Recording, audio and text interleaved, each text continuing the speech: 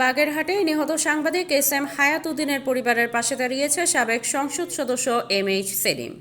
শুক্রবার বেলা 11টার দিকে নিহত সাংবাদিক এস.এম. হায়াত উদ্দিনের বাড়িতে যান বাগেরহাট 2 আসনের সাবেক সংসদ সদস্য ও বাগেরহাট জেলা বিএনপির সাবেক সভাপতি এম.এইচ. সেলিম। এই সময় নিহত সাংবাদিক হায়াত উদ্দিনের মা, স্ত্রী ও 2 কন্যা সন্তানের খোঁজখবর নেন তিনি।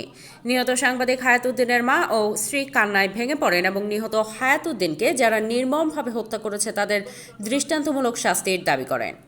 এ সময় সাবেক সংসদ সদস্য এম.এইচ. সেলিম বলেন, বিএনপির চেয়ারপারসন বেগম খালেদা জিয়া ও ভারপ্রাপ্ত চেয়ারম্যান তারেক রহমানের নির্দেশে ও তাদের পক্ষ থেকে আমি এখানে এসেছি।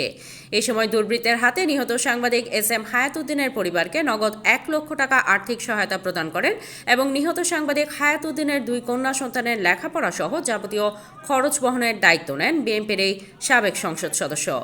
বাগেরহাট 2 আসনের সাবেক সংসদ সদস্য এম.এইচ. সেলিম 10ই সেপ্টেম্বর শুক্রবার সকাল 11টায় বাগেরহাট পৌরসভার হাড়িখালী এলাকায় নিহত হায়াতের বাড়িতে পৌঁছেন।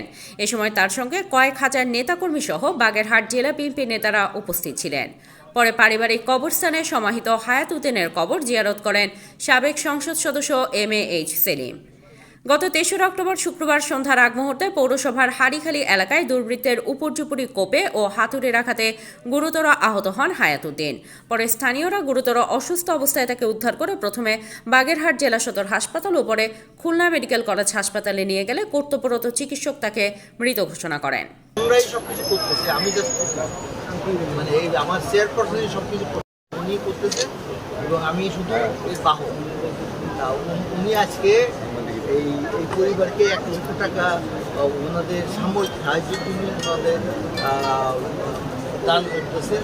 মৃত্যু দিয়েছেন যে হায়াতে আমি প্রশাসনের কাছে দাবি করব এই হত্যাকাণ্ডের জন্য সঠিক বিচার হয়, সেই বিচারে তার যে শাস্তি হয় সেই শাস্তি আমি কামনা করি। এবং আমি বারবার আপনাদের কাছে বলছি, চেয়ারপারসন এবং আমাদের সাবেক প্রধানমন্ত্রী বেগম খালেদা জিয়া এবং চেয়ারপারসন ওনার পক্ষ থেকে এই 1 লক্ষ টাকা আমি হায়াতের ওয়াইফের কাছে আমি আর এই দুই বাচ্চাকে ইন্টারমিডিয়েট পাশ করা পর্যন্ত লেখাপড়ার দায়িত্ব ওনারা নিতেছে, তারেক জিয়া এবং বেগম জিয়া ওনারা নিতেছে। এটা আমার মাধ্যমে আমি তাদের বাহক হিসেবে আপনাদের কাছে যে আমি সব কিছু পৌঁছে এদের ইন্টারমিডিয়েট পাস করা পর্যন্ত আমার বাচ্চার মতো, তুমি আমার মা, তুমি আমার বাচ্চার মতো, আমি ওই ছোটো মাও মায়ের মতো। তুমি আলহামদুলিল্লাহ